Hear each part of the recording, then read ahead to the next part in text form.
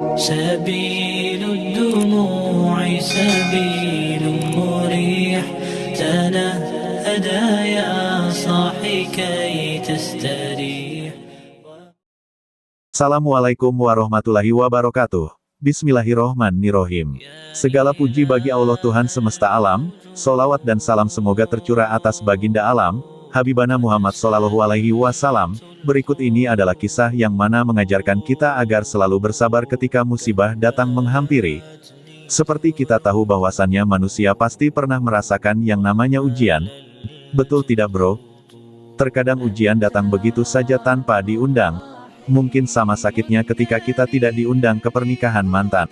Ala ini mah malah ngawur.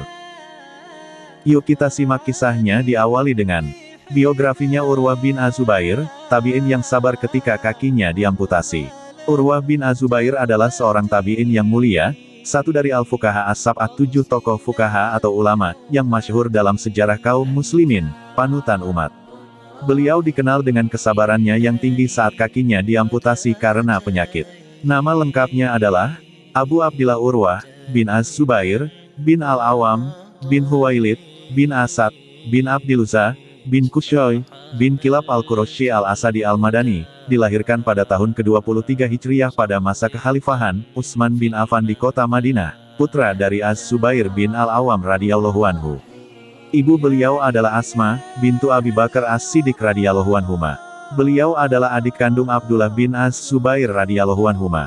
Bibi beliau adalah Aisyah radhiyallahu anha, Ummahatul Mukminin. Dari beliaulah keponakan yang soleh ini banyak menimba ilmu dan meriwayatkan hadits Rasulullah Shallallahu Alaihi Wasallam. Sehingga tidaklah mengherankan kalau kemudian, Urwah menjadi salah seorang tabi'in yang paling mengetahui hadits yang diriwayatkan oleh Aisyah radhiyallahu anha, dari Nabi Shallallahu Alaihi Wasallam. Al-Imam Az-Zahabi menempatkan beliau pada posisi tabakoh yang kedua, tabakohnya para tokoh besar tabi'in. Keilmuan ibadah dan akhlaknya, beliau sempat meriwayatkan hadits dari ayahnya, namun hanya sedikit. Dan juga meriwayatkan hadits dari Said bin Zaid, Ali bin Abi Thalib, Jabir, Al-Hasan, Al-Husain, Muhammad bin Maslamah, Abu Hurairah, Ibnu Abbas, Zaid bin Sabit, Abu Ayyub Al-Ansari, Al-Mughirah bin Syubah, Usamah bin Zaid, Muawiyah, Amr bin Al-Ash, Abdullah bin Amr bin Al-Ash, Hakim bin Hizam, Abdullah bin Umar, dan yang lainnya. Beliau pun juga menimba ilmu dari para sahabiah, di antaranya Asma, bintu Abi Bakar As-Siddiq, ibunya sendiri, Aisyah Ummul Mukminin bibi beliau, Asma, binti Umais, Ummu Habibah, Ummu Salamah, Ummu Hani, Ummu Syarik, Fatimah bintu Qais, Duba'ah bintu Az-Zubair, Busroh bintu Safwan, Zainab bintu Abi Salamah, Amroh Al-Ansoriyah radhiyallahu anhunna ajmain.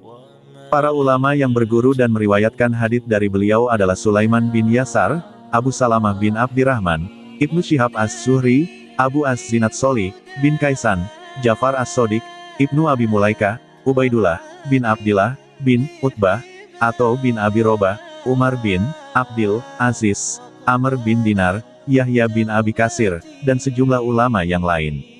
Beliau adalah orang pertama yang menulis tentang masalah Al-Maghazi, peperangan, dan yang paling banyak melantunkan syair pada zamannya. Beliau adalah salah seorang di antara 10 ulama di kota Madinah yang selalu menjadi rujukan Khalifah Umar bin Abdil Aziz, sewaktu beliau menjabat sebagai gubernur di kota tersebut. Kisah teladan, Urwah bin Az-Zubair. Abu Az-Zinad menceritakan, dahulu kebiasaan beliau setiap kali memasuki kebun, selalu membaca surat Al-Kahfi ayat 39 dan diulang-ulanginya bacaan tersebut. Yang artinya, dan mengapa kamu tidak mengatakan waktu kamu memasuki kebunmu, Masya Allah, la quwata illa billah, sungguh atas kehendak Allah semua ini terwujud, tiada kekuatan kecuali dengan pertolongan Allah, sekiranya kamu anggap aku lebih sedikit darimu dalam hal harta dan keturunan. Al-Kahfi 39. Sampai beliau keluar dari kebun. Kebiasaan beliau, dalam setiap harinya adalah membaca seperempat Al-Quran. Kemudian seperempat Al-Quran yang beliau baca pada siang harinya tersebut, dibaca dalam salat malamnya.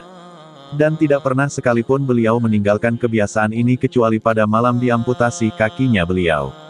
Peristiwa diamputasinya kaki Urwah bin Az-Zubair. Suatu ketika Urwah bin Az-Zubair mendapat tugas untuk menemui Khalifah Al-Walid bin Abdil Malik di ibu kota kekhalifahan yaitu Damaskus di negeri Syam. Maka keluarlah beliau beserta rombongan menuju kota Damaskus. Setibanya di suatu tempat yang masih dekat dengan kota Madinah yang dinamakan dengan Wadi Al-Quro, terjadi pada beliau semacam luka di telapak kakinya yang kiri. Lambat laun luka tersebut mengeluarkan nanah dan semakin bertambah parah. Waktu berlalu, dan luka tersebut tidak saja semakin bertambah parah namun juga menyebabkan kakinya busuk serta semakin menjalar menggerogoti kakinya.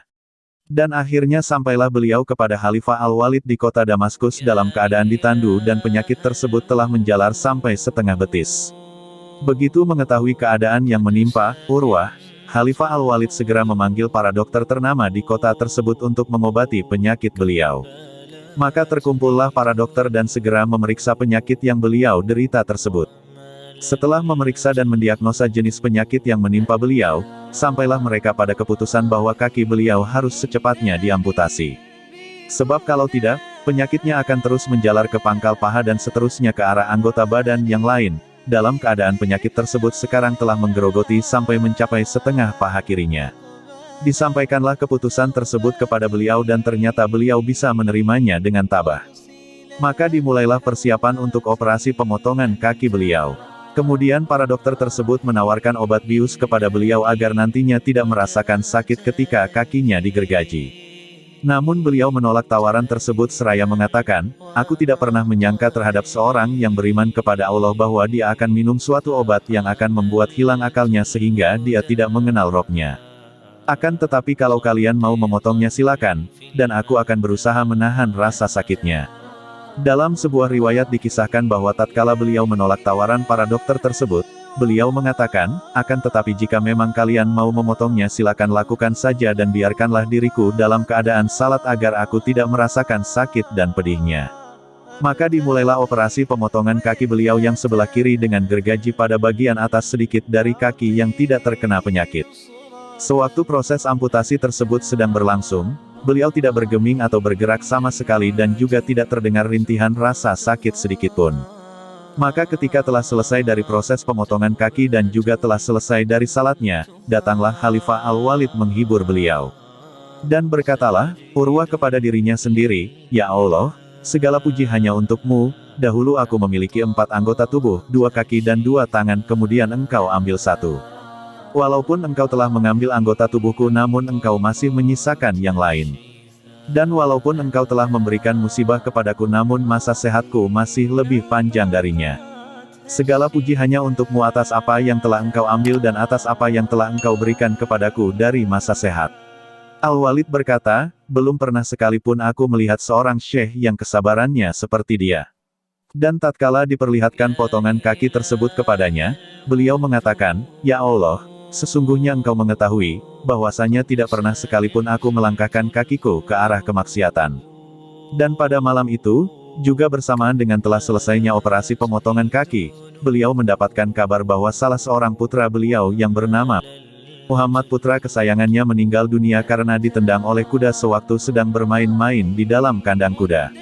Maka berkatalah beliau kepada dirinya sendiri, "Segala puji hanya milik Allah. Dahulu aku memiliki 7 orang anak kemudian Engkau ambil 1 dan Engkau masih menyisakan 6.